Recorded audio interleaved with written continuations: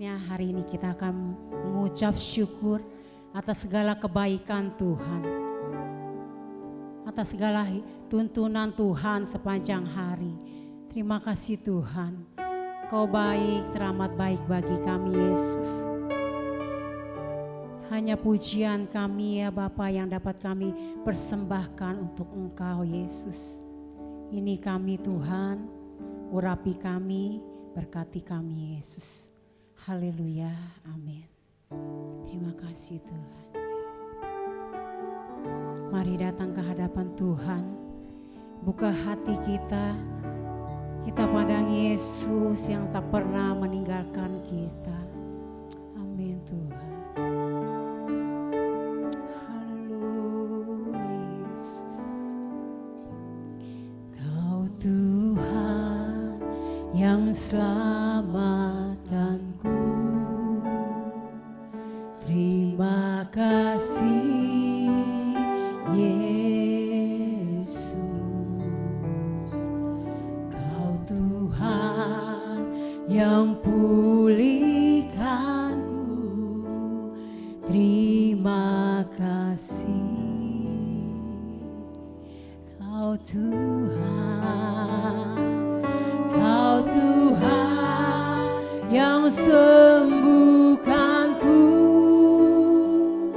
Terima kasih Yesus, Kau Tuhan memberkatiku. Terima kasih. Mari sama-sama naikkan pujian, segala pujian, segala pujian dan syukur hanya bagimu Yesus. Dengan apakah ku balas kasih-Mu? Segala hormat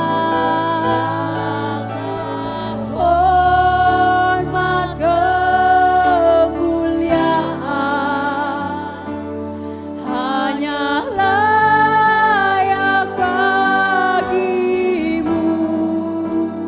Ku sembah Yesus seumur hidupku. Mari saudara, nyatakan dengan iman, katakan, Kau Tuhan yang selamatkanku.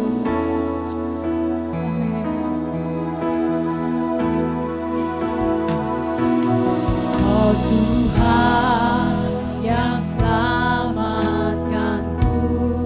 Terima kasih. Terima kasih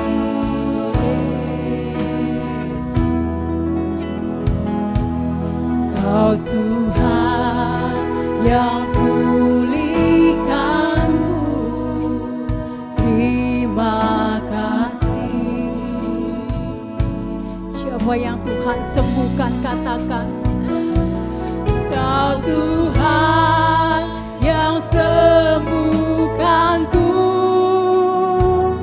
Terima kasih Yesus, Kau Tuhan memberkatiku. Terima kasih. Mari kita sama-sama bangkit berdiri. Katakan segala pujian dan syukur Tuhan. Pujian dan syukur hanya bagimu Yesus. Dengan apakah ku balas kasih-Mu? Segala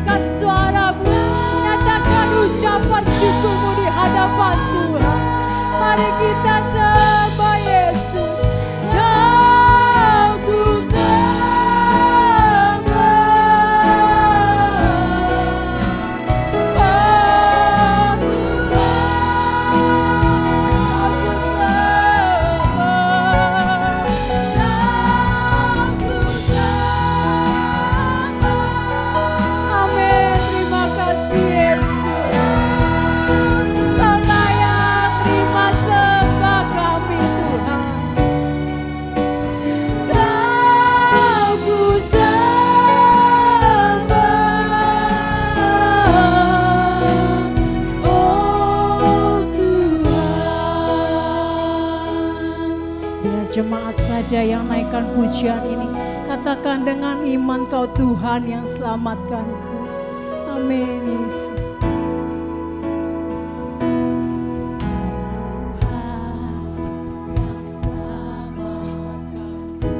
Terima kasih Yesus.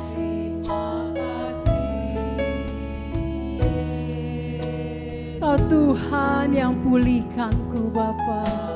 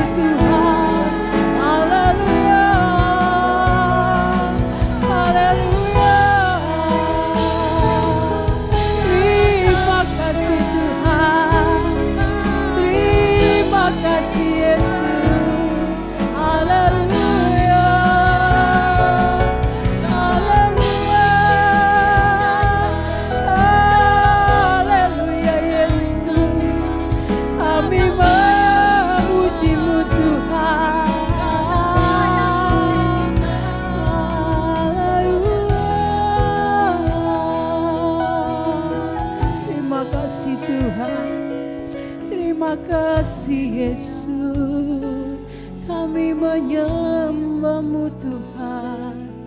Haleluya. Terima kasih Yesus.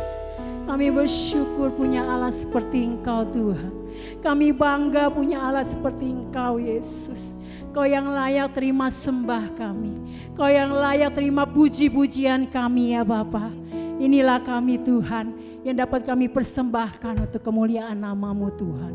Biarlah Tuhan lewat puji-pujian kami ya Bapa, jemaat di tempat ini mendapat berkat ya Bapa daripada-Mu ya Bapa. Biarlah lewat pujian penyembahan kami Tuhan, biarlah kami memiliki kemenangan di dalam Engkau Tuhan Yesus. Terima kasih Tuhan. Kami buka ya Bapa ibadah kami pada hari ini hanya di dalam nama Tuhan Yesus. Semua yang percaya katakan amin. Berikan salam kiri kanan saudara. Katakan Tuhan Yesus baik. Amin. Haleluya.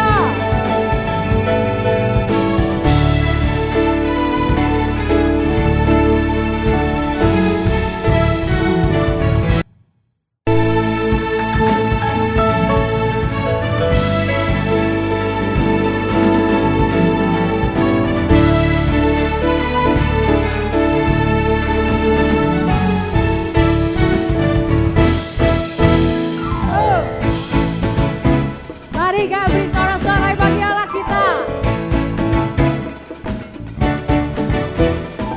Angkatlah suaramu, puji dan serukan nama Yesus. Tanggalkan bebanmu, tak perlu khawatir, sebab Dia sang gerakan.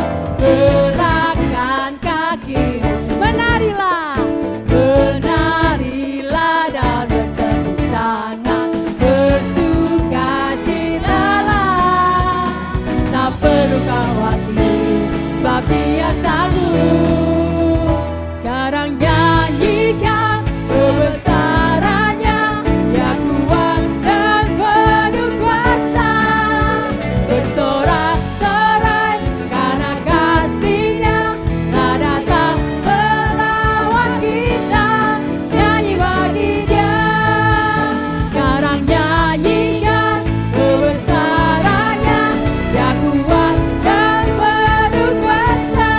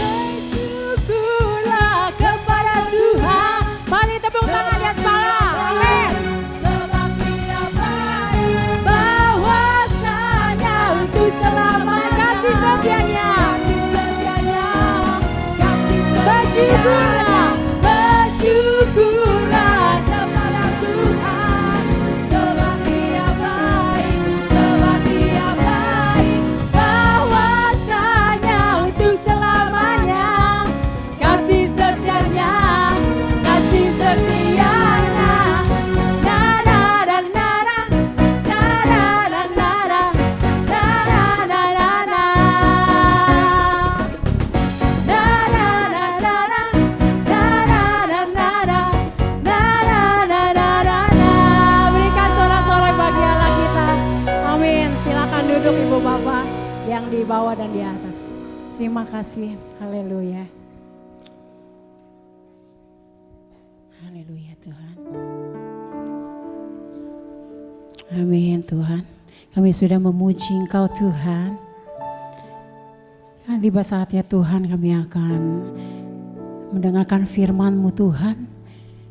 Biarlah lewat puji-pujian kami Tuhan, kami disiapkan Tuhan untuk mendengarkan firman-Mu Tuhan. Biarlah firman yang ditanam ya Bapa dapat bertumbuh di dalam hati kami Yesus. Terima kasih Tuhan. Haleluya Yesus. Yesus, kemuliaan-Mu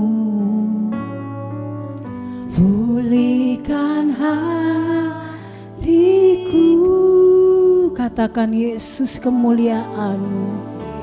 Yesus, kemuliaan-Mu. Haleluya Yesus. Berkati hidupku. Segala pujian syukur bagimu. Kau hadir dalam hidupku. Kini ku datang sujud di hadapan-Mu, memuji-Mu,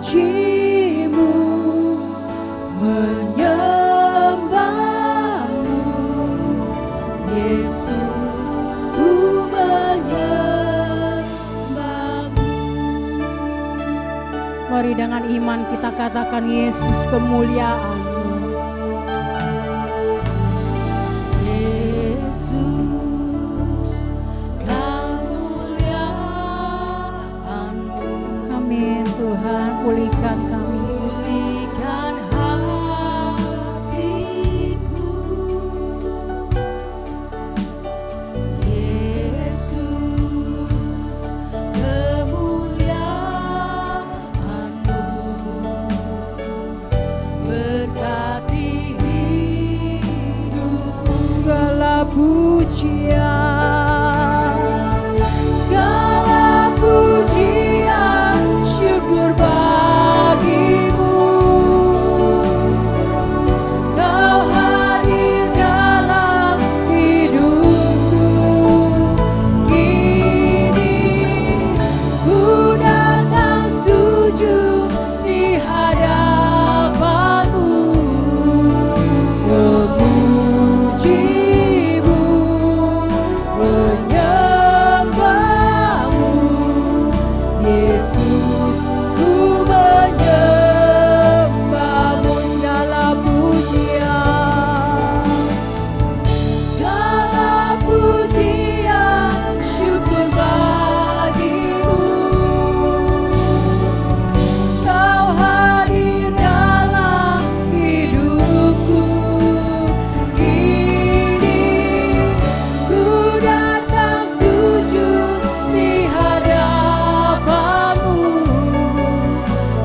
memuji-Mu, menyembah-Mu. Yesus, ku menyembah-Mu. Kita naikkan pujian ini dari awal. Katakan dengan kesungguhan hati. Amin. Yesus, kemuliaan-Mu. Amin Tuhan. Pulihkan hatiku. Haleluya Yesus. Yesus, kemuliaan-Mu.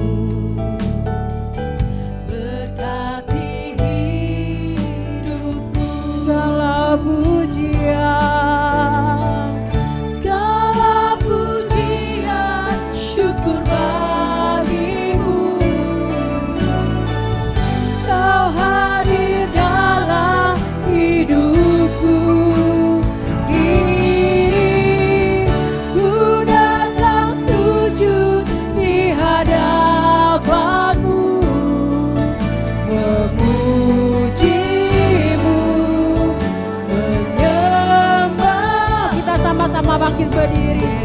katakan segala pujian syukur bagimu Tuhan. Haleluya. Segala pujian syukur bagimu. Kau hadir dalam hidupku.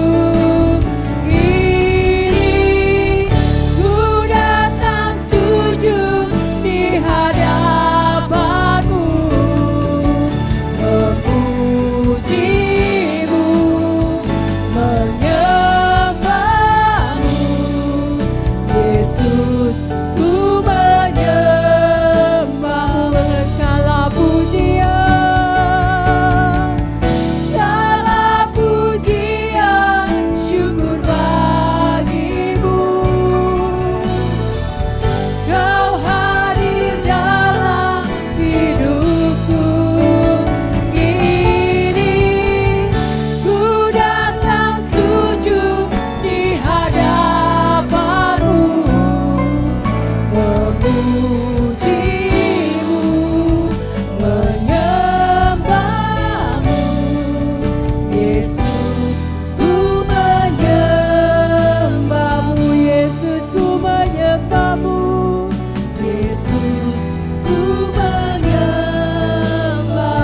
Yesus, ku menyembah. Yesus, ku menyembahmu.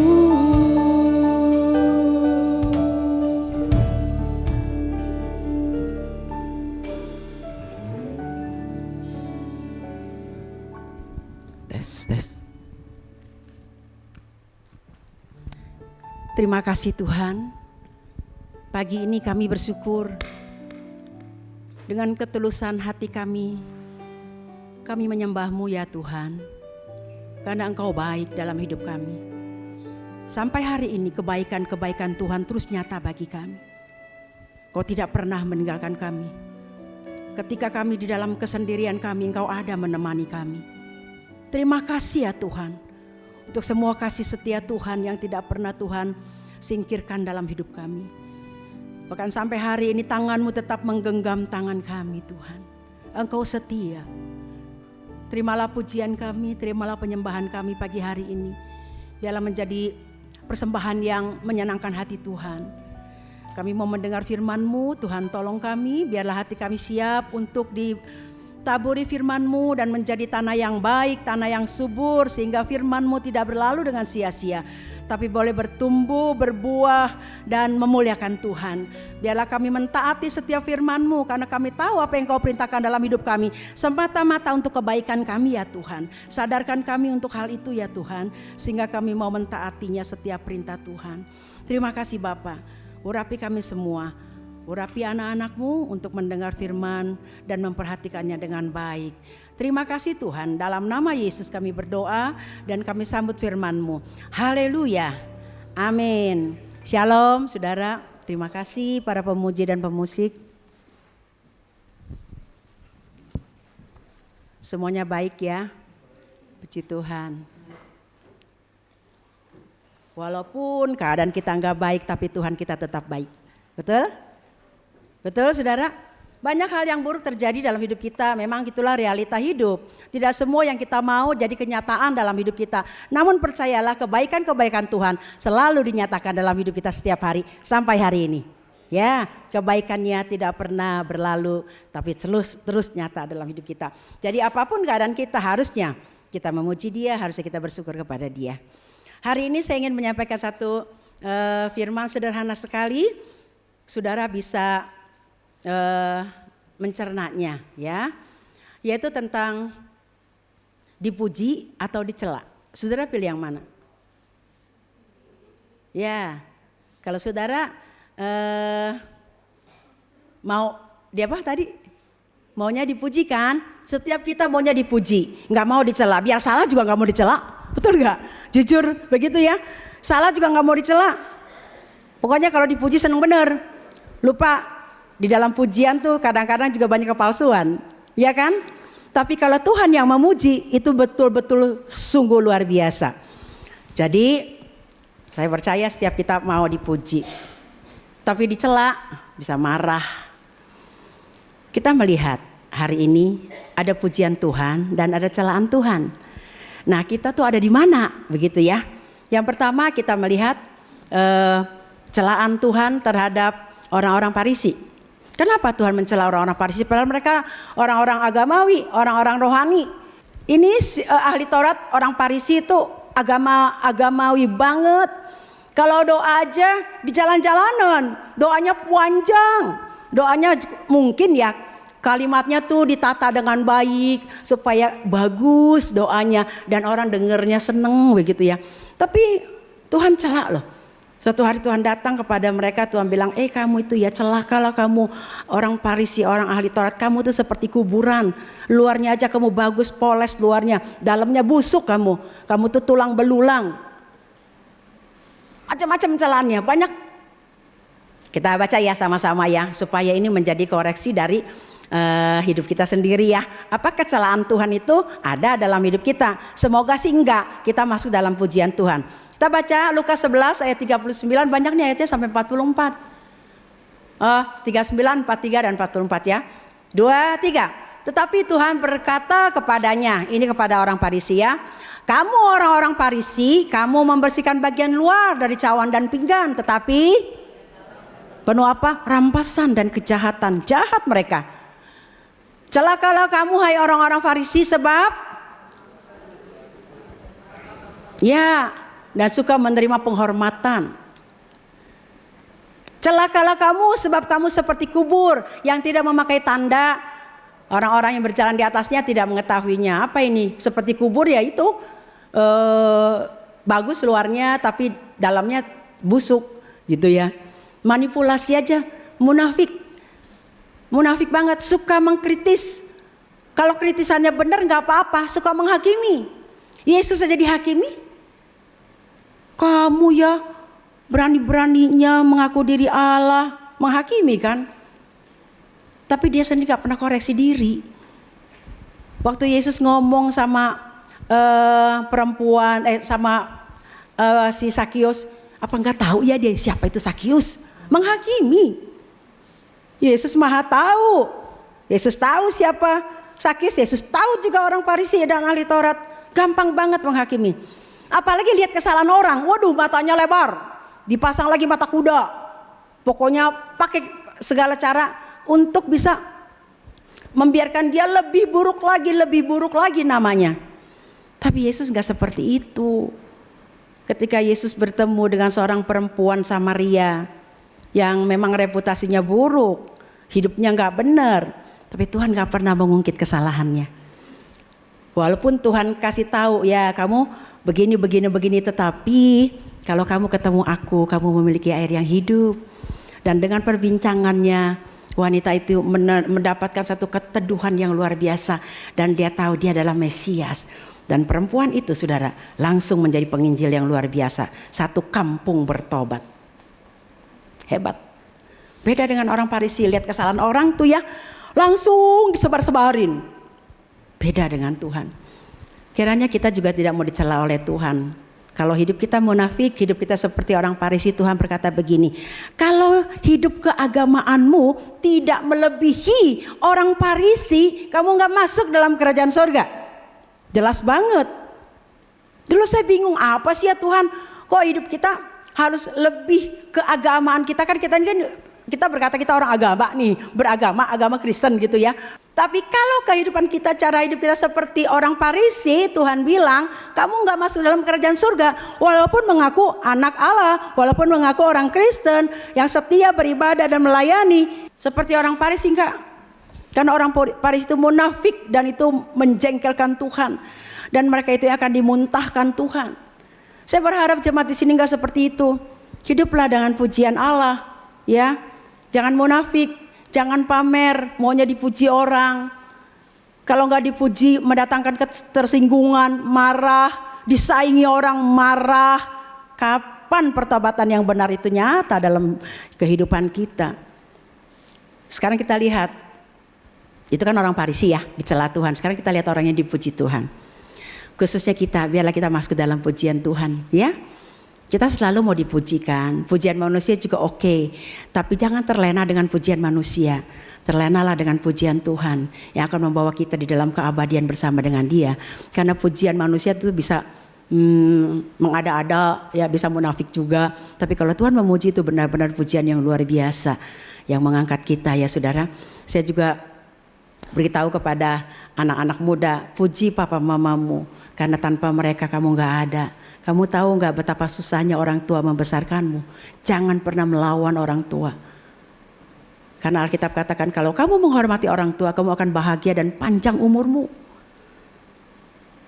Kalau kamu harus kamu tanya mama bagaimana cara mama mengandung, melahirkanmu, menyusuimu, itu setengah mati. Harusnya kamu menghargai mamamu. Papamu banting tulang untuk apa? Mencukupkan apa yang menjadi kebutuhanmu. Harusnya kamu menghormati papamu. Menghormati orang tuamu adalah perintah Tuhan. Istri-istri juga harusnya memuji suaminya. Udah kerja keras ya untuk mencukupkan keluarga. Suami-suami juga puji istrimu. Karena tanpa dia kamu tidak bisa apa-apa. Betul gak bapak-bapak? Bapak-bapak mah tanpa istri gak bisa apa-apa. Setuju? Ya, istri tuh hebat loh, tulang rusuk, dibuatnya dari tulang. Kalau laki-laki kan Adam, dibuatnya dari apa? Tanah mah gampang hancur. Betul gak? Tapi coba tanah dibungkus sama tulang, gak hancur. Karena ada tulang yang menopang. Jadi kalau saya kesel banget lah kalau ada istri-istri yang dikasari oleh suami, saya bisa gebok itu. Bener. Untungnya mantu-mantu saya baik-baik loh. Nggak baik mah gua gebok. Beneran. Baik-baik. Dulu Grace ditanya mau cari suami seperti apa? Seperti papa. Papa tuh baik, sabar gitu. Semua baik-baik. Mantu-mantu saya nggak berani dia. Dia lihat kali emaknya kayak apa ya. Saya bersyukur, baik. Saya berkata harus melindungi wanita, menjaga, dan jangan sakiti hatinya. Betul gak saudara? Wanita itu luar biasa loh. Hidup wanita. Ya, wanita luar biasa. Maaf kata ya, wanita tanpa suami bisa hidup. Bisa membesarkan anak-anak. Betul gak? Suami keteteran tanpa istri. Ini ada cerita benar. Istrinya meninggal dalam satu kecelakaan. Waktu itu suaminya pikir ya udah dia tugas ya antar anaknya 2. Dia harus antar sekolah pagi-pagi kan, jam 6 harus siapkan. Mbak yang siapkan makanan dia antar sekolah. Habis sekolah dia ke kantor. Lalu jam 12:30 anaknya harus dijemput, dia jemput lagi. Mundar-mandir sampai akhirnya dia datang ke makam istrinya. Dia bilang, sayang, hidup tanpamu aku tidak bisa. Maafkan saya selama ini saya tidak mengerti, memaklumi keadaanmu. Kadang saya kasar kalau kamu telat masak. Saya kasar kamu telat apa yang saya tugaskan tidak dikerjakan. Tapi sekarang aku tahu sayang, tugasmu berat. Pagi-pagi harus antar anak, masak, nyuci, jemput anak. Kamu hebat, pulang bisa menyediakan makanan untukku, bisa mengerjakan apa yang aku perintahkan. Hebat kamu. Sekarang tanpamu di sisiku, aku tidak bisa apa-apa. Anak-anak terbengkalai, aku gak ngerti bagaimana merawat anak. Dan akhirnya dia baru menyadari, tapi sayang menyadarinya udah keburu suami istrinya ada di pusara, ya ada di makam. Harusnya waktu istrinya masih ada, lakukan seperti itu. Suami-suami setuju nggak? Nggak ngomong. Suami-suami setuju nggak? Ya, sebelum istri menjadi beku, harusnya kita mengasihi. Sama, istri juga harus begitu. Papa, tanpamu aku lelah bekerja, tapi karena engkau selalu ada, menyuplai segala kebutuhan. Gitu loh, harusnya puji. Seorang bapak pulang kerja, istrinya udah menyediakan makanan, dia makan, lalu dia bilang, terima kasih ya mama sudah masakan aku dan menyempatkan dalam urusan anak-anak, urusan rumah tangga masih menyempatkan memberikan masakan untuk aku, terima kasih ya gitu. Terus anaknya bilang begini, Pak, emang enak makanannya? Enggak enak, itu tempenya gosong, dia bilang begitu.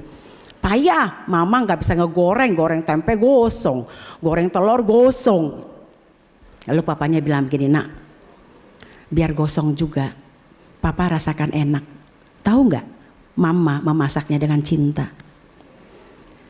Di sela-sela kesibukannya mama masih menyempatkan dia untuk memberikan makan papa. Kamu harus memuji mama. Kamu bisa nggak melakukan apa yang mama kerjakan untukmu? Nggak bisa, papa juga nggak bisa. Makanya papa berterima kasih walaupun masakan gosong. Masakan gosong yang disertai cinta, rasanya enak. Itu kan saudara.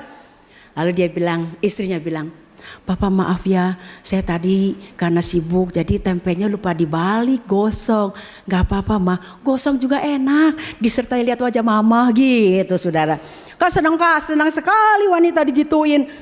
Ya, biar dia berdebar-debar. Waduh, kalau begitu gua masak jangan gosong lagi dah, lebih dipuji lagi. Jadi pujian itu harus dong. Coba sih di sini suami puji istrinya, istri puji suaminya, ayo. Tuhan menjadi saksi. Engkau memuji istrimu, engkau memuji suamimu. Ya.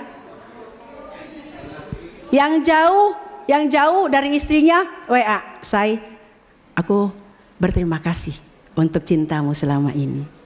Ya kan? Pak Samuel selalu berterima kasih loh sama saya. Kalau saya buat apa-apa, terima kasih ya. Biar makanan gak enak juga, terima kasih ya, cuma kurang bumbu gitu. Terus pas dia makan lagi saya tambahin bumbu banyak. Biar berasa. Pas makan kedua, kok enak bumbunya banyak. Terus dia bilang gak apa-apa, yang penting kamu masaknya kan dengan cinta.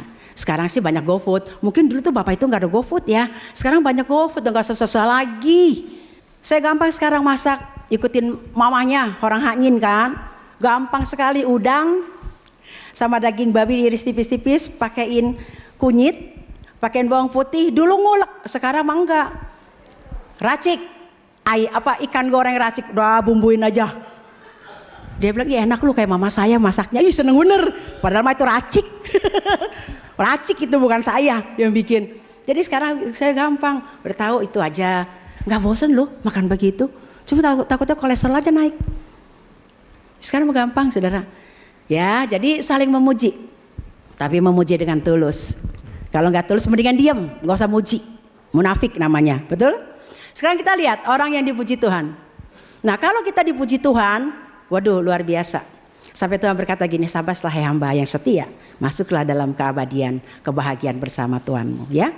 Yang kedua kita lihat nih orang yang dipuji Tuhan, sungguh-sungguh. Ya, Daud dipuji Tuhan. Kita buka di dalam Kisah Rasul. Kisah Rasul pasal yang ke-13. Kita baca sama-sama ya.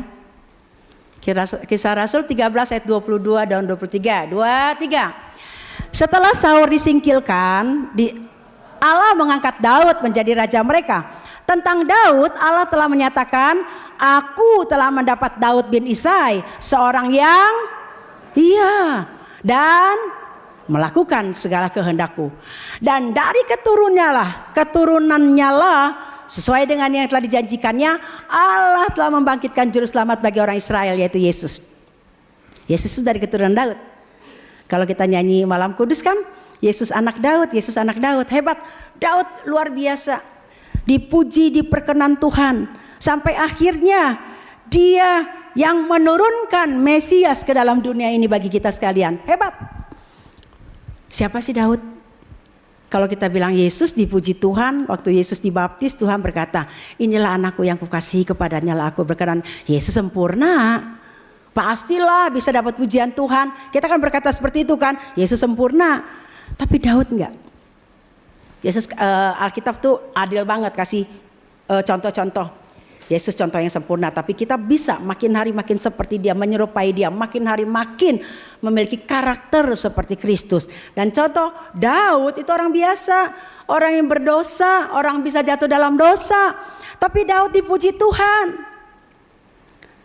Kisah Rasul yang nulis Lukas.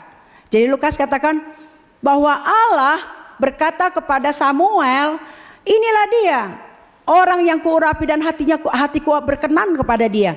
Karena hati dia cocok dengan aku. Semoga hidup kita, hati kita cocok dengan Tuhan. Sehingga pujian Tuhan datang atas kita. Kenapa? Yang pertama, pujian datang kepada Daud. Padahal Daud kan orang berdosa. Padahal Daud kan orang biasa. Ya, orang berdosa berapa kali loh Tuhan menghukum dia. Tapi tetap aja tuh Tuhan kokohkan kerajaannya. Sampai akhirnya menurunkan Mesias. Kita contoh sekalian, kita koreksi diri. Apakah sikap kita, kehidupan kita seperti Daud yang dipuji Tuhan? Yang pertama, Daud itu mau ditegur dan bertobat. Ketika dia ditegur, dia bertobat dan perbaiki diri. Siapa yang baca Abranya setia? Kita udah lewatin Samuel nih. 1 Samuel, 2 Samuel kita udah lewatin. Sekarang Nehemia membangun tembok Yerusalem. Baca Abra itu enak loh saudara, kayak baca komik. Iya. Dan tahu sejarah dunia. Awal sejarah dunia dan akhir sejarah dunia kita tahu. Jadi kalau kita baca Alkitab, diperintahkan untuk baca Alkitab untuk kebaikan kita. Supaya wawasan kita lebih bertambah-tambah. Banyak orang Kristen ya saudara, bingung saya. Masih aja gak ngerti. Orang meninggal kemana sih? Padahal Alkitab dengan jelas sekali. Orang meninggal langsung dibawa Tuhan. Ada 2 tempat, alam maut dan Firdaus. Tidak ada tempat penantian. Masa apa begitu? Nanti 40 hari baru disucikan begitu? Enggak. Alkitab jelas katakan enggak. Saudara, ukuran hidup kita ini aja, jangan percaya yang lain. Kemarin Pak Samuel ya lalu. Dia bilangnya Agustus akhir, saya pikir Juli akhir. Oh gitu ya, saya bilang ya udah tukeran jadinya. Dia Agustus akhir, beliau seorang yang kena leukemia. Tapi mati suri loh berapa hari gitu. Tapi Tuhan izinkan dia karena Tuhan hidup, karena Tuhan punya tujuan untuk dia, itu saudara. Ya, jadi Alkitab adalah satu-satunya yang harus kita percaya. Alkitab katakan bahwa orang mati itu langsung, nggak ada penantian, nggak ada keliaran, nggak ada nunggu di sana nunggu di situ, nggak ada. Kalau ada tuh setan, betul saudara, yang menipu manusia. Tujuan setan kan mau disembah. Jadi kalau dia menipu dan akhirnya orang ketakutan menyembah, bikin altar lah, bikin apalah gitu ya, senang banget dia. Tapi sebagai anak Tuhan jangan ditipu. Kita harus cerdas. Kita bisa cerdas dengan apa? Dengan Alkitab. Abra baca tiap hari, kita tahu dan memahami. Makanya Abra itu baik sekali Bapak Ibu. Luangkan waktu cuma baca 2 pasal kok. Bisa pagi-pagi, bisa siang-siang, sore-sore, pokoknya 2 pasal 1 hari. Itu bagus sekali. Menambah pengetahuan kita sehingga iman kita bertambah-tambah di dalam kebenaran firman. Kita nggak gampang ditipu setan, nggak gampang ditipu orang. Ya, banyak hal di Alkitab diceritakan. Kembali lagi kepada Daud. Daud ditegur dan bertobat. Saudara tahu kenapa Daud ditegur? Ayo, yang baca Abra pasti tahu. Itu sejarah. Saya ceritakan sama cucu saya semua. Makanya dia kalau ke sekolah minggu bisa jawab semua. Karena saya sudah ceritakan semua. Kadang-kadang dia nanya, Jehovah Jireh itu apa? Selalu ada kata-kata asing dia nanya itu apa begitu saudara. Daud ditegur karena Daud berdosa. Dosanya gak ada yang tahu. Dia lupa. Walaupun manusia tidak tahu apa yang dia lakukan. Ada sepasang mata yang selalu memperhatikan hidupnya yang tidak pernah terlelap. Dan dia itu maha tahu.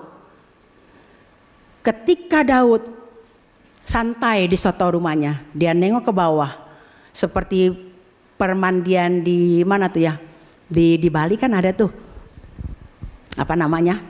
Tiatira apa ya Tiatira lagi. Ada tuh permandian orang-orang Bali juga sama tuh.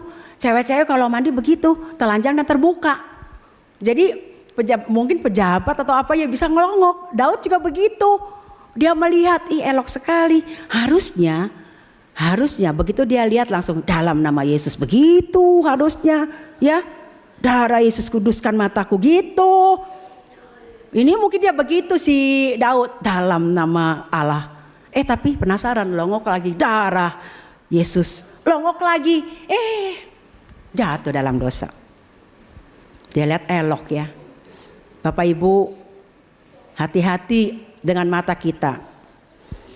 Dari mata datang, dari mata cinta datang dari mata turun ke hati. Tapi hati-hati juga, dengan mata bisa membuat kita berdosa. Ya, Alkitab katakan begini, ketika kamu memandang seseorang dan menginginkannya, Yesus katakan apa? Yesus katakan apa? Iya, dosa kamu sudah berzina dalam hatimu. Daud lihat, Daud tertarik, Daud tahu dia udah punya suami, Uria pengawalnya, prajuritnya. Tapi Daud bilang panggil Betseba datang kepada dia dan dia melakukan dosa. Ternyata hamil. Waktu didengar Betseba hamil, kaget Daud. Kaget sekali. Waduh, gimana caranya jangan sampai orang tahu apa yang dilakukannya. Mulai lagi. Dosa pertama kalau tidak dihentikan, tidak bertobat akan mendatangkan dosa lagi. Jadi akan bersambung-sambung gitu dosa. Dia punya rencana panggil Uria. Dia berkata kepada Yoab, kirim Uria ke medan perang. Taruh paling depan. Karena yang kebunuh duluan kan yang di depan kan. Pinter nih Daud. Daud tuh tahu taktik perang. Raja hebat dia. Uria waktu disuruh tinggal di rumah kan gak mau. Gak mau, masa orang-orang berperang saya di rumah. Oh ya gak apa-apa. Kalau begitu kamu paling depan. Mati. Langsung kena tembak musuh. Langsung kena pedang musuh. Setelah mati senang Daud. Bebas. Dia lupa. Mata Tuhan melihat. Sampai akhirnya hamil. Natan datang kepada Daud. Tuhan berkata, Natan datang kepada Daud. Kasih tahu apa yang dilakukannya. Walaupun semua mata orang tidak ada yang tahu. Tapi aku tahu. Dan apa yang dilakukannya menyakiti hatiku. Padahal semua sudah aku berikan kepada Daud. Tapi kenapa dia menista aku dengan berbuat dosa seperti itu. Datang Natan. Natan itu nabi yang orang bilang tuh nabi kampungan lah, bukan nabi besar. Setelah itu Natan jarang diceritain kecuali Yesaya, Yeremia itu nabi-nabi besar. Natan enggak. Tapi Tuhan pakai orang sederhana untuk menegur raja yang hebat itu. Datang. Daud, ada seorang kaya punya banyak domba, harta. Tapi ada juga tetangganya cuma punya domba satu. Disayang. Suatu hari ini orang kaya datang tamu. Tapi dia sayang, gak mau korbanin lembunya. Dia ambil itu domba tetangganya. Dia sembelih. Marah Daud. Kurang ajar tuh orang. Harus dihukum mati. Serakah bener. Marah Daud. Siapa orang itu? Natan katakan, kamu orangnya. Kaget Daud. Kamu orangnya Daud. Tuhan sudah limpahkan harta bagimu. Semua sudah ada. Apa yang kamu gak punya? Tapi kamu tega mengambil istri Uria. Dan kamu taruh Uria untuk dibunuh. Jahat apa yang kamu lakukan. Memang di depan manusia orang gak tahu. Tapi Tuhan tahu. Tuhan menghukum kamu. Waduh, dikasih tahu hukuman-hukuman. Lalu Daud tersungkur dan dia berkata, aku telah berdosa kepada Tuhan. Natan katakan, Tuhan tidak membuat kamu mati. Tapi hukuman demi hukuman. Sebagai konsekuensi yang kamu lakukan akan menimpa kamu. Lalu dia sujud, dia menyembah Tuhan, dia terima apa yang Tuhan sudah perintahkan Natan untuk dikatakan kepada dia. Itu yang menyenangkan Tuhan loh. Daud ditegur dan bertobat. Banyak orang ditegur malah marah. Betul gak? Ditegur marah, so tau lu sama gue juga tawan gue, begitu. Banyak hal yang kita gak tahu. Kita salah, tapi orang lain bisa lebih tahu kita salah. Karena kita gak bisa lihat muka kita tanpa kaca, betul gak saudara? Nah orang lain menjadi kaca buat kita. Jadi kalau Tuhan orang kirimkan menegur kita, Tuhan kirimkan orang untuk menegur kita, untuk memperbaiki kita, supaya kita gak terperosok lebih dalam lagi, supaya kita gak melakukan apa yang salah lebih jauh lagi. Karena konsekuensinya tetap harus akan kita terima. Memang Tuhan Maha Pengampun, Daud diampuni, tapi konsekuensi atas dosanya harus diterima. Kiranya kita semua nih jemaat di atas dan jemaat di bawah kalau ditegur harusnya berterima kasih. memberitahu apa yang kita nggak tahu. Ya kan? Kalau kita ada cemong di jidat, kita nggak tahu. Kalau orang nggak kasih tahu, Sanli itu jidatnya cemong. Oh iya kita ngaca. Oh iya, kita nggak tahu. Dan orang itu merupakan kaca buat kita. Kadang ada orang juga negur saya, Ciwiwi jangan begini-gini. Oh iya ya, maaf ya, terima kasih ya. Saya harus berterima kasih karena itu yang saya tidak tahu dan dikasih tahu orang dan saya memperbaikinya.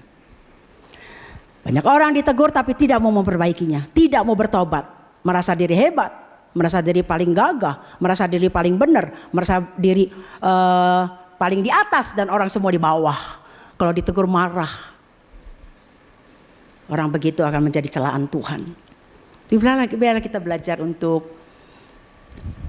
ditegur dan bertobat. Kadang-kadang istri menegur suami. Berterima kasihlah kepada istri yang menegur. Tuhan pakai istri kita untuk menegur suami. Tuhan pakai suami untuk menegur istri. Tuhan pakai sahabat menegur. Saling menegur itu baik untuk kebaikan. Semua untuk kebaikan. Karena kita nggak maha tahu, kita nggak sempurna. Banyak hal yang kita lalai. Banyak hal yang kita nggak bisa, saudara. Dan dengan teguran-teguran itu, nasihat-nasihat itu membuat kita lebih bijak pada akhirnya. Ya, biarlah kita menjadi pujian Tuhan. Saya percaya kalau semua jemaat di sini memiliki hati yang bijak, yang mau ditegur, berterima kasih ketika ditegur, dan memperbaiki diri serta bertobat kalau hal itu salah. Saya sangat bersuka cita. Karena apa, saudara menjadi jemaat yang dipuji Tuhan, bukan dicela dan dibuang pada akhirnya. Menjadi pujian. Ya, jangan sudah bilang, gua maunya ditegurnya Tuhan langsung ngomong sama gua begitu. Zaman sekarang mah taya begitu, saudara, nggak ada. Tuhan ngomong di kuping kita nggak ada, budak langsung, betul nggak? Saya mah nggak mau Tuhan ngomong sama saya langsung di suara, nggak mau Tuhan. Tuhan ngomong dengan Alkitab ini udah cukup buat saya. Tuhan ngomong sama saya lewat teguran teman-teman itu cukup buat saya untuk memperbaiki diri dan menjadi bijak. Nggak mau Tuhan ngomong bisa pecah kuping kita. Ingat gak saudara, waktu Israel, orang Israel kesel sama Musa, maksudnya bukan kesel, ya maksudnya nggak rela lah Musa terus gitu, yang ngomong sama dia, mau Tuhan dong, Musa Tuhan dong yang ngomong, oh baik Tuhan, Musa tuh sabar banget loh, Alkitab katakan Musa tuh paling sabar di dunia, sabar banget itu kalau bukan Musa gembala yang sabar tuh digaplokin semua tuh jemaat tuh. Tapi sabar banget. Dia bilang, Tuhan, umatmu gak mau lagi saya ngomong menjadi perantaramu. Dia maunya langsung Tuhan aja yang ngomong. Baik. Tuhan bilang baik. Suruh umat Israel kumpul dan aku akan ngomong datang kepada mereka. Lalu Musa bilang, umat Israel, Tuhan mau ngomong sama kamu ya. Kamu kan gak mau saya jadi utusan Tuhan. Gak mau Tuhan berbicara kepada saya dan untuk penyambung lidah Allah. Gak mau kan, maunya Tuhan yang ngomong. Oke. Hari ditetapkan semua kumpul, Tuhan akan datang. Ngomong apa yang mau diperintahkannya kepadamu. Hari yang ditentukan itu Tuhan datang. Tuhan datang dengan sepoi angin lalu dengan guruh. Wah, umat ketakutan, dengan kemuliaan Tuhan datang. Gak sanggup umat gak sanggup melihat kemuliaan Tuhan. Terus dia bilang, Musa gak jadi dah, Musa gak jadi, gak mau Tuhan ngomong, gak mau, mati. Kalau bukan orang yang diperkenan Tuhan untuk ngomong dengan Tuhan, mati. Kecuali Tuhan punya rencana kepada Musa. Karena Musa orang yang dipilih Tuhan untuk ngomong langsung dengan Tuhan. Israel sadar itu, gak mau, kemuliaan Tuhan membuat mereka ketakutan. Belum ngomong, baru kemuliaannya nyata, udah ketakutan. Lalu dia bilang, Musa aja dah jadi penyambung lidah. Apa yang Tuhan mau buat kami lakukan, akan kami lakukan. Jadi kalau saat-saat ini mah jangan ada yang percayalah saudara. Tuhan negur saya ngomong langsung di telinga, enggak. Kalau saya lebih percaya lewat suara hati. Itu lebih percaya. Jangan percaya Roh Kudus ngomong, ayo siapin dompetnya. Siapin emasnya. Masukin ke kotak persembahan. Jangan percaya. Untung Pak Samuel gak pernah begitu ya. Gak. Jangan percaya. Karena Tuhan selalu bicara lewat Alkitab. Lewat apa yang disampaikan oleh hambanya, lewat hati kita. Banyak hal Tuhan berbicara kepada saya lewat hati. Lewat ini, kalau saya baca, oh ini Tuhan mau. Saya baca, aduh saya salah ya Tuhan. Saya bertobat, perbaiki diri. Begitu saudara. Selanjutnya, yang kedua, itu tadi kan teguran ya. Jadi teguran itu membawa kebaikan buat kita. Teguran siapapun membawa kebaikan. Jadi terima dan berterima kasih kepada yang menegur. Kalau orang masih mau menegur berarti orang itu baik loh saudara. Betul gak? Berarti orang itu memperhatikan kita. Anak ditegur sama orang tua berarti orang tua masih memperhatikan. Orang tua sayang. Tapi kalau udah bohwat, udah gak mau ngomong lagi tuh orang tua ya. Terserah lu dah mau jadi apa kayak mau jadi apa, gua gak mau ngomong. Gua gak mau nasihatin lagi, capek gitu. Orang kalau udah gak mau nasihatin lagi, tuh udah ada tanda kutip. Orang udah jengah, udah empet. Bodoh amat lah lu mau jadi apa, kayak begitu kan saudara ya. Tuhan juga begitu. Kalau Tuhan udah gak mau ngomong lagi, Tuhan gak mau negur lagi. Masa bodoh, binasa-binasa. Waktu dari Maleaki, kitab Maleaki ke kitab Matius, itu Tuhan gak ngomong loh. Puluhan tahun Tuhan gak mau ngomong, gak mau bersuara kepada umatnya. Tapi Tuhan penuh dengan belas kasihan. Kenapa? Umatnya tuh dablek. Tapi perjanjiannya terus digenapi. Matius, kitab Matius ditulis kelahiran Yesus sebagai penyelamat manusia. Itulah kepedulian Tuhan kepada manusia. Ya, jadi kalau kita ditegur, ayo kita perbaiki diri dan bertobat. Ya, bersyukur, berterima kasih kepada orang yang mau menegur kita. Yang kedua, Daud itu mau mengalah, saudara. Rela mengalah. Hebat ini Daud. Makanya dipuji Tuhan. Dia berbuat dosa, Tuhan ampuni, Tuhan kokohkan kerajaannya. Bahkan keturunan Mesias lahir dari turunan Daud. Hebat.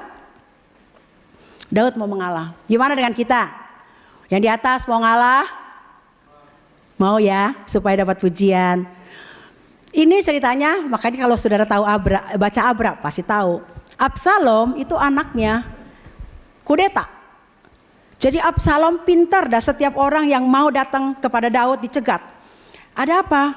Begini-begini, baik aku aja ini. Ya semua. Akhirnya umat Israel pro kepada Absalom. Dan Absalom menyatakan diri menjadi raja. Menggantikan bapaknya. Lalu dia berkumpulkan tentara, kita serang Daud. Itu anak kurang ajar loh. Anak kurang ajar. Absalom itu sangat disayang oleh Daud. Rupawan, perkasa begitu. Jadi ketika pengawal-pengawal Daud bilang raja, Absalom menyatakan diri menjadi raja dan dia mau menyerang. Lebih baik kita pergi. Lalu Daud bilang kita pergi. Daud pergi loh saudara, kasihan itu. Saudara, kalau Daud mau kalah Absalom. Absalom tidak terlatih dalam perang. Daud terlatih. Daud itu tidak pernah takut dengan siapapun juga kecuali Tuhan. Dia takutnya sama Tuhan aja. Sama siapapun dia gak takut. Goliat aja dia lawan, betul gak? Goliat dia lawan. Waktu dia masih menggembalakan kambing bapaknya, singa, serigala, dia lawan, gak takut. Sampai waktu dia menghadapi Goliat, dia tahu aku datang atas nama Tuhan. Goliat aja dilawan, kecuali Tuhan aja dia takut. Tapi dia mau mengalah loh saudara, hebat itu raja yang hebat, raja yang besar, mau mengalah ketika anaknya bikin kudeta. Dia pergi bersama pasukannya, dia gak mau melawan. Sampai akhirnya panglimanya bilang, raja kenapa sih gak lawan aja itu? Jangan, mengalah. Mengalah bukan untuk kalah, mengalah untuk menang. Ya, Bapak Ibu dalam keluarga saling mengalah. Kalau suami lagi ngomel, istri mendingan diem sambil makan keripik aja. Jadi kan apa yang dia ngomel kita nggak terlalu konsen kan, jadi nggak sakit hati. Sama kalau istri lagi ngoceh juga begitu. Suami diem aja sambil makan kacang sama denger radio, denger TV. Kan gak tahu apa yang diomongin, jadi gak sakit hati. Capek juga berhenti kok. Ya, istri udah capek ngomel juga berhenti. Paling minum air, kaus, habis ngomel. Suami juga begitu. Kalau habis marah sebentar juga berhenti. Lebih cepat suami kok kalau berhentinya daripada istri. Ya istri mah kadang-kadang nyap-nyapnya dari matahari terbit sampai terbenam masih nyap-nyap. Diamin aja. Ngalah, bukan kalah, tapi untuk menang. Ya, nanti kalau istri bilang, tahu gak sih tadi saya ngomel apa? Tahu apa? Ya tahu aja. untuk kebaikan begitu. Kalau dua-duanya ngotot nggak ada untungnya juga. Akhirnya ribut, malu sama tetangga. Apalagi di usia kita. Jangan ribut-ribut lah ya Bapak Ibu. Harusnya di usia kita ini rukun, mesra. Dan itu rahasianya mengalah aja. Harusnya di usia kita nggak ada perdebatan lagi, tidak ada saling menuduh, tidak ada saling mencurigai, tidak ada hal-hal yang negatif. Harusnya mesra aja, berdua bergandengan tangan, ngopi gitu. Itu lebih enak, keluarga jadi bahagia. Ngapain sih ribut-ribut? Nggak ada untungnya, betul nggak Bapak Ibu? Ya Kuasun ya, sama si Aceh ngopi aja ya Aceh. Kalau nyap-nyap begini diamin aja. Ya, dengan mengalah rumah tangga kita adem ayem. Kalau kita ribut malu sama anak-anak juga. Nanti jadi contoh yang tidak baik buat anak-anak. Dima bapak gua ribut melulu ya. Sampai akhirnya ntar anak nggak mau menikah, takut dapat suaminya kayak bapaknya galak, ribut melulu. Anak yang lain nggak mau menikah, mamanya kalau nginin bapaknya nggak kira-kira begitu. Jadi rukun. Dengan mengalah kita akan rukun. Ya, setuju? Mengalah ya. Daud tuh mengalah bukan karena takut. Bapak-bapak mengalah bukan karena takut sama istri, bukan. Tidak ada di sini mah suami-suami takut istri, nggak ada. Tapi suami-suami yang mengasihi istri. Suami-suami yang menghormati istri. Begitu juga istri-istri ya, yang mengasihi suami dan menghormati suami. Itu yang Tuhan mau. Daud nggak pernah takut dengan siapapun juga, tapi waktu menghadapi Absalom dia nggak mau. Dia ngalah aja. Sampai akhirnya saudara, Tuhan tuh hebat loh. Dalam segala perkara ya serahkan Tuhan aja. Tuhan tuh yang mampu membalikan setiap keadaan. Saya sangat percaya itu. Jadi udah ngalah aja dah. Dalam segala hal ngalah aja, belajar. Ngalah dan bijak ya saudara. Nggak ngalahnya mentah-mentah. Ngalah dicermati dan bijak. Gitu. Kita jadi anak Tuhan harus bijak. Sampai akhirnya si Absalom ketika mau menyerang Daud, rambutnya, dia kan rambutnya panjang. Itu apa tuh namanya? Tersangkut ke ranting-ranting pohon tarbantin. Kegantung, keledai yang ditungganginya jalan terus, dia kegantung. Waktu itu panglima tentaranya Yoab diberitahu sama tentara lain. Yoab, itu Absalom tergantung. Kenapa kamu gak bunuh? Jangan, Daud bilang jangan bunuh anakku. Jangan bunuh Absalom yang masih muda itu. Karena Daud tahu orang muda itu masih banyak emosi. Jadi waktu dia mau membunuh aku tuh karena emosinya, jangan dibunuh. Itu pesan Daud loh, begitu sayangnya Daud sama si Absalom. Padahal udah kudeta dan mau mencabut nyawanya gitu dengan peperangan seperti itu. Tapi Yoab bilang gak bisa. Soalnya kurang ajar. Dibunuh sama Yoab. Dan mayatnya dibuang.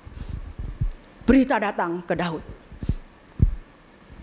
Ketika Daud dengar anaknya mati, Daud berduka.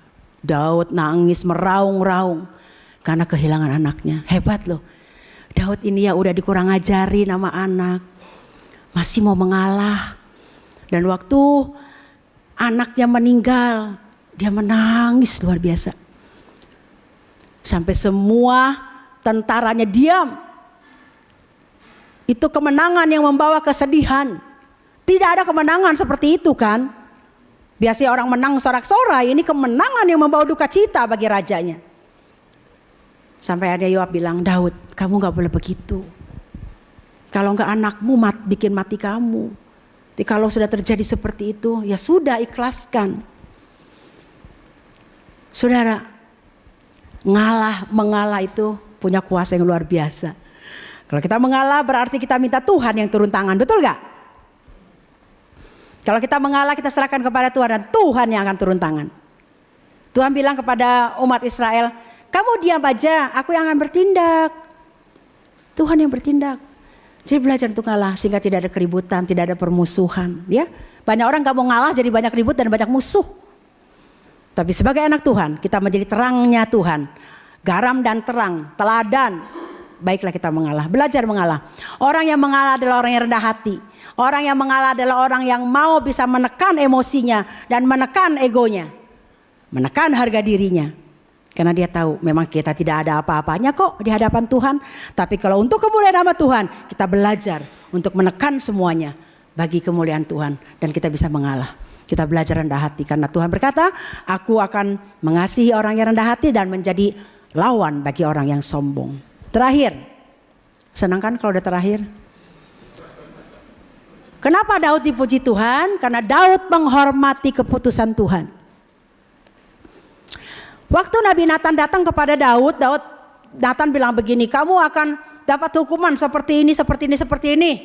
Dan anakmu mati yang lahir dari Betseba. Itu keputusan Tuhan. Daud menghormati keputusan Tuhan. Waktu Daud, apa yang dikatakan oleh Nathan menjadi kenyataan, Daud terima, Daud ikhlas, Daud rela menerimanya. Sampai waktu anaknya lahir sakit. Kalau saudara baca di dalam kitab Samuel ini, baca lagi ya, supaya gak ngantuk ya. Jangan ngantuk, saya punya kopiko. 2 Samuel 12 ayat 15, 16, 18, 20, habis ini udah swear. 2, 3. Kemudian pergilah Nathan ke rumah Daud dan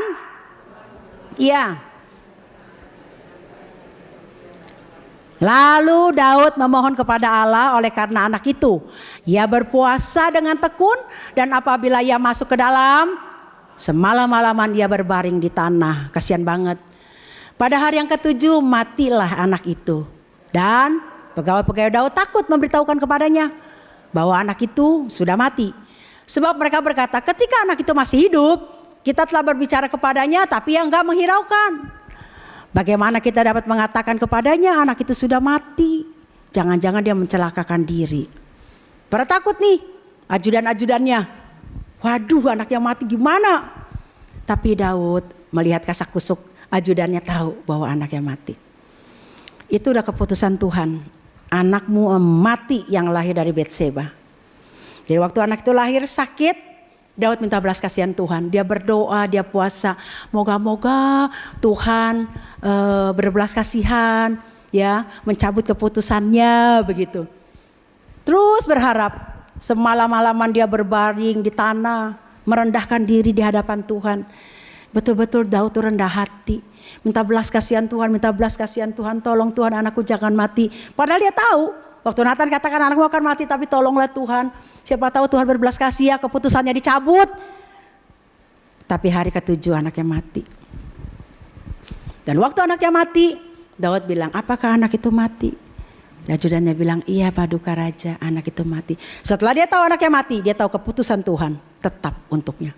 Dan dia menghormati keputusan Tuhan itu. Dia langsung berurap, dia langsung mandi, dan dia masuk ke istananya minta disediakan makanan. Bingung, ajudannya pada bingung, kenapa ini raja?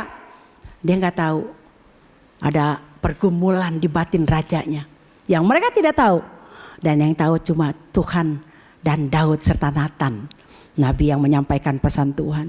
Mereka nggak tahu kegalauan hati Daud pada saat anaknya sakit. Dia berharap belas kasihan turun atasnya, namun keputusan Tuhan tidak bisa diganggu gugat oleh siapapun juga, dan dia menghormati keputusan Tuhan. Dia menghargai kedaulatan Tuhan atas hidupnya. Akhirnya matilah anak itu.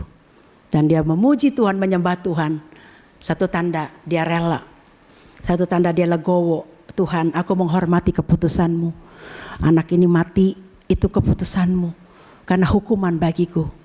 Lalu dia beraktivitas seperti biasa. Saudara yang dikasihi Tuhan. Pernahkah kita meragukan apa yang Tuhan katakan kepada kita? Dan kita berkata, Tuhan, jawab dong doa saya. Sembuhkan dong sakit saya. Kenapa sih kok Tuhan gak berbelas kasihan begitu ya? Kadang-kadang kita gak mau menghormati keputusan Tuhan. Ketahuilah setiap kali keputusan Tuhan semua untuk kebaikan kita. Supaya kita lebih bisa bijak dalam melangkah, dalam menata hidup, menata hati dan lain sebagainya. Keputusan Tuhan bisa memang dirubah dengan terpaksa. Tapi akhirnya bukan kebaikan. Saudara tahu siapa raja yang pernah diperpanjang umurnya 15 tahun? Siapa? Raja siapa? Ya, itu pasti baca Abra. Dia minta belas kasihan, Tuhan nangis. Tuhan putuskan kepada Elia, mati. Tuhan akhirnya berbelas kasihan dan merubah keputusannya. Tapi akhirnya apa yang dilakukan Hizkia? Melukakan hati Tuhan. Dan dia mati mengenaskan. Ya, jadi hormati keputusan Tuhan. Setiap kali keputusan Tuhan itu semua untuk kebaikan kita. Ya mungkin, aduh kok gak enak ya Tuhan rasanya ya. Gak apa-apa, Tuhan jadikan itu semua kebaikan buat kita. Kebaikan buat kita. Saya ini kaki aja belum sempurna ya, sembuh. Saya rasakan kok ini gak enak ya, kenapa? Lama udah berapa bulan, paling saya fisioterapi, enggak pengaruh juga. Pantesan sakit, saya berdoa tiap hari. Keputusan Tuhan buat saya, datang ke dokter. Dan apa yang dokter katakan, lakukan tindakan. Nah dokter kata ada tindakan. Ya mungkin disuntik atau laser apalah namanya LPPD gitu apa nggak tahu. Jadi disuntik sehingga nanti bantalannya akan masuk kembali begitu. Jadi dokter katakan jangan lama-lama karena semakin usia akan semakin rentan merembet ke lumbar yang lainnya begitu. Saya hormati keputusan Tuhan. Doa udah berapa bulan itu tetap aja rasa sakit ini. Saya katakan Tuhan, setiap kali Tuhan lakukan apa yang saya minta Tuhan gak jawab, saya tahu Tuhan punya tujuan untuk memperbaiki saya, cara pandang saya, dan saya semakin bijak. Untuk ke dokter, cepat-cepat cari dokter, cepat-cepat lakukan MRI. Dan dalam waktu dekat ini saya akan mungkin akan lakukan tindakan. Ya, supaya saya lebih sehat, bisa melayani Tuhan lebih baik lagi, dan lebih banyak lagi, begitu. Betul gak? Setuju gak saudara? Kok Tuhan gak sembuhkan ya? Banyak yang gak disembuhkan Tuhan. Iman harus disertai dengan perbuatan. Betul gak Bapak Ibu? Kalau saudara pusing gak sembuh-sembuh ya beli obat. Tuhan gak marah kok. Kita gak menyepelekan Tuhan. Tuhan bilang aku kasih kamu hikmat. Kalau pusing gak sembuh berobat. Ada dokter yang Tuhan izinkan untuk menjadi kepanjangan tangan Tuhan buat kesembuhan kita. Karena Lukas juga dokter. Menjadi hamba Allah kan. Berarti Tuhan berkenan. Sekarang Tuhan berikan hikmat kepada dokter-dokter lebih lagi loh. Lebih canggih lagi. Operasi lutut juga lebih canggih lagi. Operasi apa juga lebih canggih lagi. Itu kan dari Tuhan. Jadi kalau kita berdoa dan Tuhan belum jawab. Tuhan kenapa saya gak sembuh? Introspeksi kenapa? Gak sembuh datang ke dokter. Kan kita gak tahu. Saya kalau gak di MRI gak tahu loh. Saya pikir pegal-pegal aja. Saya minta tukang urut aja mbak-mbak datang. Ternyata enggak menyembuhkan, 5 bulan sakit terus enggak menyembuhkan. Tuhan kasih hikmat datang MRI. Nah ternyata itu ada pengapuran, ada penyempitan. Dokter katakan tindakan aja. Enggak itu kok Bu, enggak sakit. Ya oke, mumpung masih masih rendah ya grade-nya. Jadi mending ditindak. Saudara yang dikasih Tuhan, mari kita hormati setiap keputusan Tuhan. Kita menghormati kedaulatan Tuhan. Dia yang berdaulat atas hidup kita, bukan kita yang ngatur dia. Ya kan? Ada orang maunya ngatur Tuhan, siapa kita? Tuhan yang mengatur hidup kita karena dia tahu. Masa depan kita dia tahu. Hari esok kita aja kita gak tahu kok. Jadi serahkan hidup kita kepada Tuhan. Dan responi setiap keputusannya itu yang terbaik dalam hidup kita. Tuhan memberkati. Mari kita naikkan pujian pemusik. Kita akan pujian Engkau yang mempesonaku. Pujian kemarin Pak Samuel nyanyikan itu sangat saya suka sekali. Lagu apa ya Alek ya? Alek nggak tahu ya, Bobby ya, yang Pak Samuel nyanyikan tuh. Anugerahmu mempesonaku, Tuhan, gitu ya. Ya, haleluya.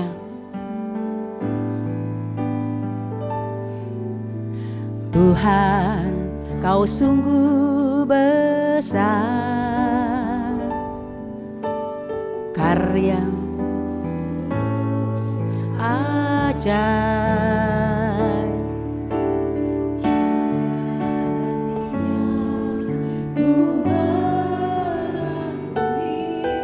Sungguh Kau ajaib. Dari pertama.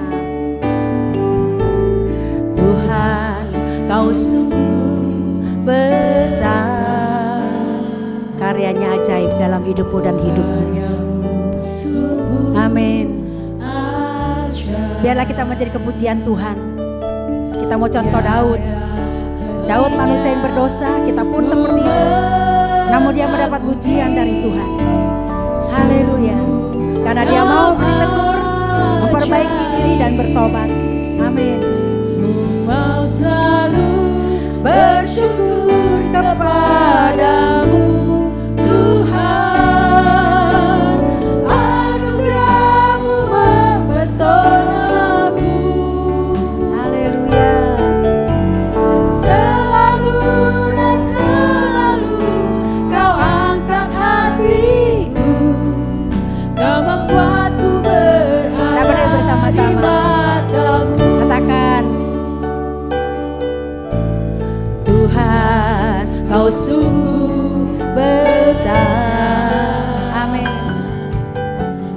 Karya-Mu sungguh ajaib,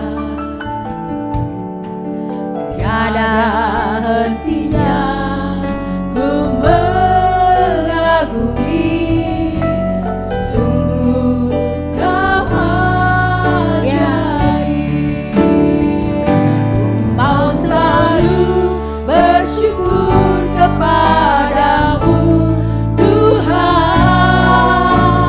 anugerah-Mu mempesonaku. Selalu dan selalu Kau angkat hatiku, Kau membuatku berharga di mata-Mu. Katakan, ku selalu bersyukur. Mau selalu Haleluya. bersyukur kepadamu Tuhan, anugerah-Mu mempesonaku. Amin. Selalu dan selalu Kau angkat hatiku, Kau membuatku berharga di mata-Mu. Terima kasih Tuhan. Kebaikan dan kesetiaan-Mu sangat mempesona kami Tuhan. Tidak ada satupun yang bisa memisahkan kami dari Engkau ya Tuhan. Terima kasih untuk hari ini. Biarlah kami ditegur. Kami contoh Daud. Ditegur dan memperbaiki diri serta bertobat. Kalau ada salah kami Tuhan, tegur kami. Kami mau memperbaikinya. Kami mau bertobat. Ajar kami untuk mengalah.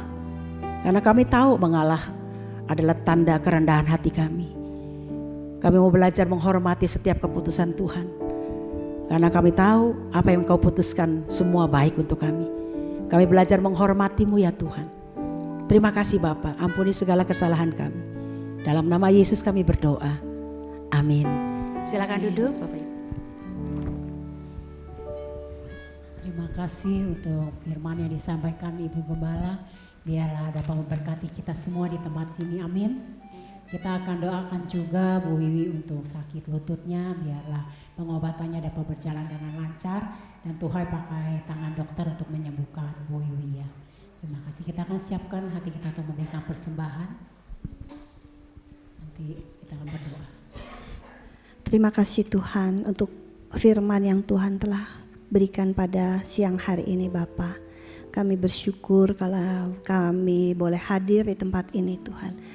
Kalau sebentar kami akan memberikan persembahan, kiranya Tuhan berikan kami pengertian juga Tuhan, bahwa gereja-Mu membutuhkan dana untuk perawatan gereja-Mu, untuk orang-orang yang bekerja di tempat ini Tuhan. Terima kasih Tuhan, biarlah kami boleh memberi dengan hati yang penuh sukacita. Percayakan berkat-Mu dalam hidup kami Tuhan, supaya kami boleh menjadi berkat untuk gereja ini dan untuk orang banyak. Dalam nama Yesus kami berdoa. Kita berdiri bersama-sama, kita naikkan pujian ini, kita berdoa. Ku mau selalu Bersyukur kepadamu Tuhan, anugerah-Mu mempesonaku. Selalu dan selalu Kau angkat hatiku, Kau membuatku berharga di mata-Mu. Kau membuatku berharga.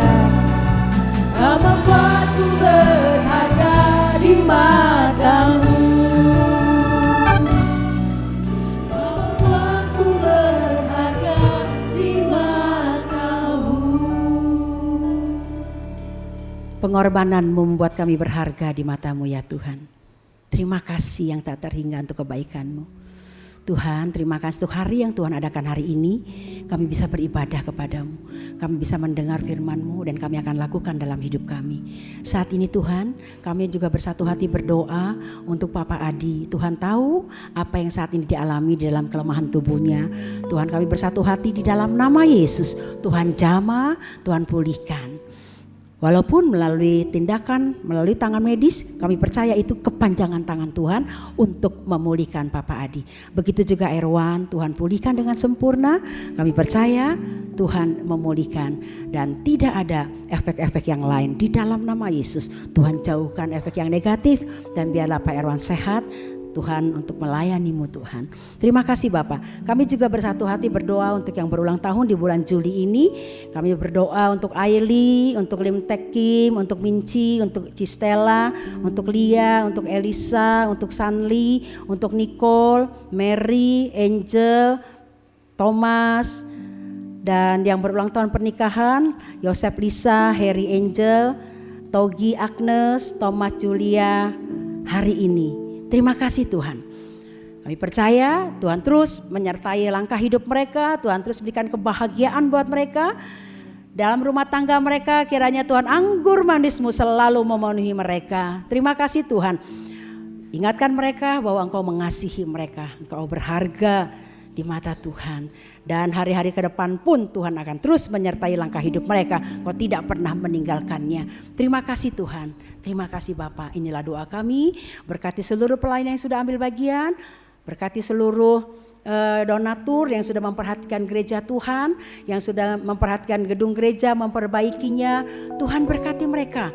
Karena Engkaulah sumber berkat itu. Terima kasih Tuhan. Sebentar kami akan tinggalkan tempat ini, kami mohon perlindungan-Mu seperti Tuhan menghantar kami datang ke tempat ini. Kami angkat tangan di hadapan-Mu Tuhan, ulurkan tangan-Mu dan berkati umat-Mu. Saudara yang dikasihi Tuhan, Allah sangat peduli akan hidup-Mu. Karena Dia korbankan nyawanya, Engkau berharga di matanya. Dia mengasihi-Mu lebih daripada nyawanya. Dia memberkati hidupmu, memberkati keluargamu, memberkati masa depanmu, memberkati segala jerih lelahmu dan usahamu. Bahkan rencanamu ke depan, Allah terlibat di dalamnya. Allah Maha tahu dan Dia jadikan semua kebaikan dalam hidupmu. Sekarang pulanglah, bawalah berkatnya. Kasih setia Tuhan yang tidak pernah berubah ada bersama dengan kita. Dan pimpinan Roh Kudus akan terus menaungi kita dari sekarang sampai selama-lamanya. Haleluya. Yang diberkati katakan amin. Tuhan memberkati saudara.